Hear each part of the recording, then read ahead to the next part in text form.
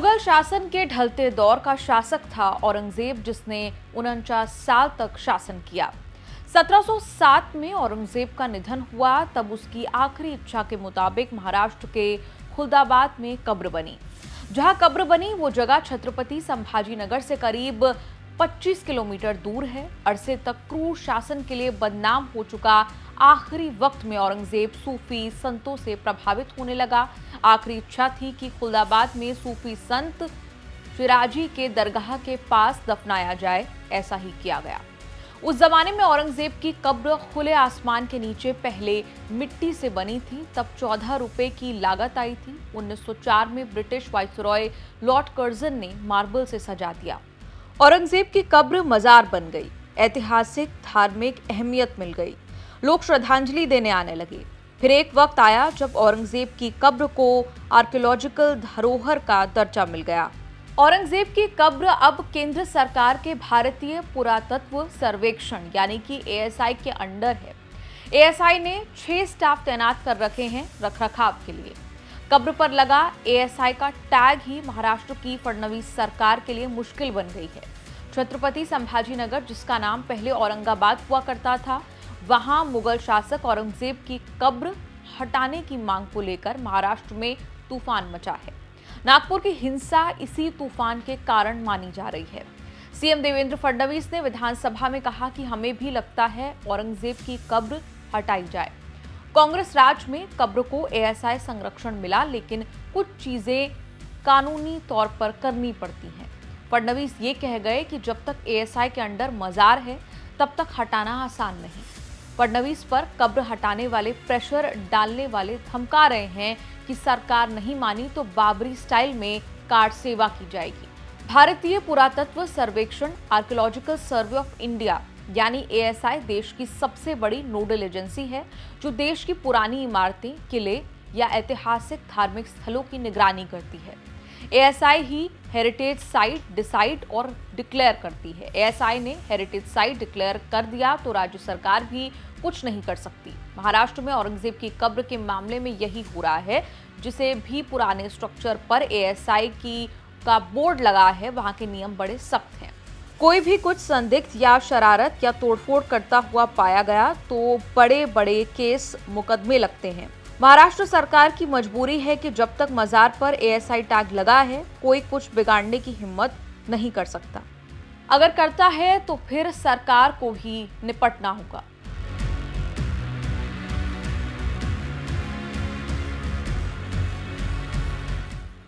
औरंगजेब को लेकर राजनीतिक बहसबाजी नई नहीं है। 12% मुसलमानों की आबादी वाले महाराष्ट्र में औरंगजेब को लेकर तनातनी चलती रही है। मराठा समाज औरंगजेब को खलनायक की नजर से देखता है। अब जो हुआ है वो विक्की कौशल की फिल्म छावा की रिलीज के साथ शुरू हुआ। फिल्म में औरंगजेब की दरिंदगी की कहानी दिखाई गई, कैसे उसने छत्रपति संभाजी महाराज को मारने से पहले 40 दिनों तक यातनाएं दी थी। छावा बॉक्स ऑफिस पर हिट हुई तो औरंगजेब को लेकर राजनीति सुपर हिट कराने की कोशिश शुरू हुई। औरंगजेब का रोल अक्षय खन्ना ने, छत्रपति से संभाजी बने विक्की कौशल। छावा मतलब शेर का बच्चा, जो मराठी में छत्रपति संभाजी के लिए बोला जाता है। सब गलत हिस्ट्री दिखाई जा रही है। औरंगजेब रहमतुल्लाह अलैह ने बहुत सारी मंदिरें बनवाई हैं और आप बनारस में जाकर देखेंगे एक बच्ची, पंडित की बच्ची को, जब उनका ही एक सिपाही सालार उसके साथ शादी करना चाहता था, उन्होंने उस सिपाही सालार को 2 हाथियों के बीच पैर बांध करके वो मार दिया और उन पंडितों ने उनके लिए एक मस्जिद बना के दिया वहाँ पर। क्या बात करते हैं, ये गलत हिस्ट्री दिखाई जा रही है। तो क्रूर शासक नहीं मानते हैं? नहीं, मैं नहीं मानता, बिल्कुल नहीं, मैं बिल्कुल क्रूर शासन नहीं मानता। संभाजी के साथ क्या किया होता है? संभाजी, अरे सिर्फ लड़ाई सुनिए ना, ये जो है उस वक्त लड़ाई थी, राजकाज की लड़ाई थी, समझा आपने। कोई हिंदू मुस्लिम की लड़ाई नहीं थी, उसमें जो हुआ। तब से औरंगजेब की कब्र को लेकर महाराष्ट्र में इतना कुछ चल रहा है। औरंगजेब का महिमा मंडन करने पर सपा नेता अबू आजमी पर विधानसभा से सस्पेंशन केस मुकदमा हो गया। एक तरफ बीजेपी को चुभाने के लिए मजार बताकर औरंगजेब की तारीफों के पुल बांधे जा रहे हैं। दूसरी तरफ बीजेपी के मित्र संगठन विश्व हिंदू परिषद, बजरंग दल अड़े हुए हैं कि औरंगजेब की कब्र हटाई जाए। जिसने मेरे संभाजी को तड़पा कर मारा, हमारे संभाजीनगर में उस औरंगजेब की खबर क्यों अब तक बची हुई है? देवेंद्र जी, मुझे अच्छा याद है आपने कहा था कि उस औरंगजेब की खबर पर कुत्ते मुतेंगे। अब वो समय आ गया है, अब वो समय आ गया है। महाराष्ट्र का ही नहीं, भारत के हिंदू की डिमांड है उस औरंगजेब की खबर पर बुलडोजर जल्द से जल्द चढ़ाए।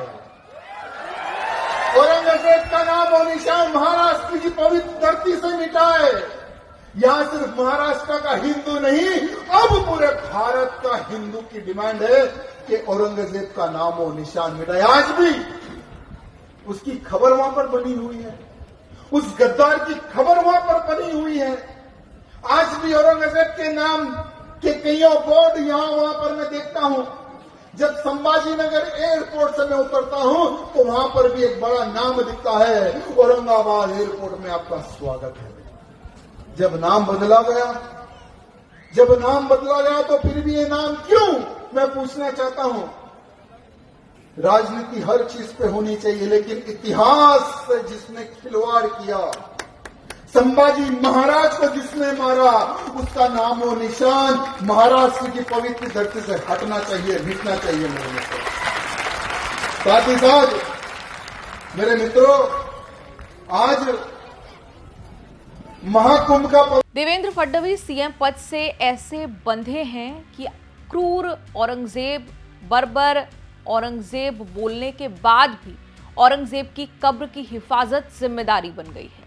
सीएम फडणवीस की जिम्मेदारी बन रही है कि बस ऐसी ही किसी स्थिति से औरंगजेब की कब्र को बचा कर रखें। देवेंद्र फडणवीस कह रहे हैं कि दुर्भाग्य से हमें औरंगजेब की कब्र बचानी होगी। देवेंद्र फडणवीस जब ये सब कह रहे थे तब भिवंडी में छत्रपति शिवाजी महाराज मंदिर का लोकार्पण करने पहुंचे थे। कहा तो जरूर कि अगर औरंगजेब की कब्र का कोई महिमा मंडन कर रहा होगा तो हम ऐसा नहीं होने देंगे, लेकिन ये भी नहीं कहा कि कोई भी आएगा और औरंगजेब की कब्र तहस नहस करके चला जाएगा। महाराष्ट्र की राजनीति में सपा के अबू आजमी के अलावा कोई बड़ी पार्टी औरंगजेब समर्थक दिखना नहीं चाहती। अबू आजमी के खिलाफ भी सारी पार्टियां बोल रही हैं और औरंगजेब के भी खिलाफ। बस फर्क ये है कि सब ये नहीं कह रहे कि कब्र हटा दो। मांग हो रही है कि सरकार को इतिहासकारों से बात करके कोई कदम उठाना चाहिए। मुगल शासक औरंगजेब ने 49 साल तक राज किया। 25 साल उन इलाकों में बिताए जो आज महाराष्ट्र में पड़ते हैं। मुगलों और मराठों के बीच युद्ध हुए, मराठों ने मुगलों को रोक दिया। ऐसी ही लड़ाई में 1689 में औरंगजेब ने छत्रपति शिवाजी महाराज के बेटे छत्रपति संभाजी महाराज को पकड़ लिया था। भयंकर यातनाएं देकर, फांसी देकर जान ली थी। मराठा समाज के लिए हमेशा के लिए औरंगजेब खलनायक बन गया। फिर भी मराठा साम्राज्य ने भी औरंगजेब की कब्र को हाथ नहीं लगाया। मराठा साम्राज्य के 5वें शासक और शिवाजी के पोते छत्रपति शाहू प्रथम श्रद्धांजलि देने के लिए औरंगजेब की कब्र पर भी गए थे। 318 साल से औरंगजेब की कब्र अपनी जगह पर बनी है। ये सवाल और विवाद जरूर उठता रहा कि औरंगाबाद में औरंगजेब को क्यों दफनाया गया। महाराष्ट्र की राजनीति में औरंगजेब का इस्तेमाल मुसलमानों के खिलाफ हुआ। इसी राजनीति के चलते औरंगाबाद का नाम बदलकर छत्रपति संभाजी महाराज किया गया। फिर भी औरंगजेब की कब्र अपनी जगह से टस से मस नहीं हुई।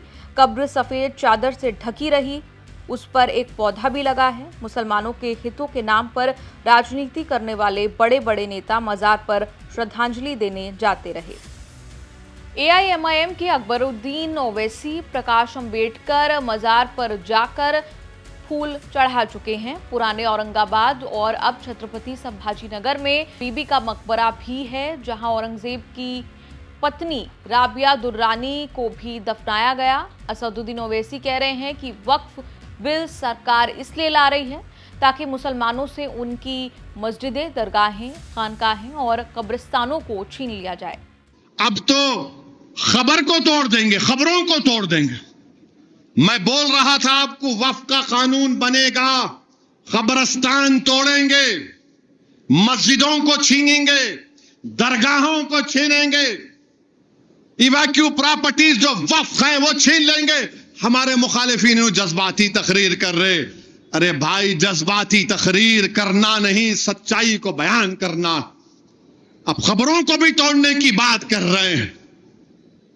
मेरे अजीज दोस्तों और बुजुर्गों, ये वक्फ का कानून मोदी इसलिए लाए हैं या कानून बनाना चाहती हैं इस बिल के जरिए कि मुसलमानों से मस्जिदों को छीन लिया जाए, मुसलमानों की दरगाहों को छीन लिया जाए, खानखाओं को छीन लिया जाए, कब्रस्तानों को छीन कर खबरों को मिसमार कर दिया जाए।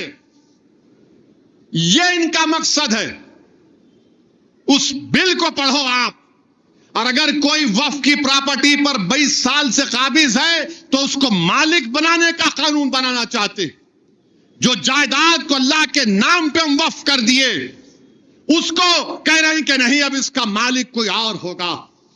हर जाविये से भारत के मुसलमानों को उनकी मजहब से दूर खींचने की कोशिश की जा रही। पूरे महाराष्ट्र में पसरते तनाव के बीच भी ग्राउंड सिचुएशन ये है कि औरंगजेब की कब्र वाले इलाके को छावनी में बदल दिया गया है।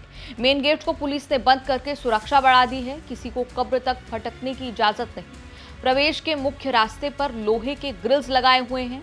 पुलिस कर्मियों की तैनाती की गई है। वाहन की एंट्री बंद कर दी गई है। नागपुर की हिंसा के बाद सुरक्षा और मजबूत करना सरकार पुलिस प्रशासन के लिए चुनौती बन गई है। आपका इस पूरी रिपोर्ट पर क्या कुछ कहना है? कमेंट्स में लिखकर अपनी राय जरूर दें और देखते रहिए न्यूज़ तक।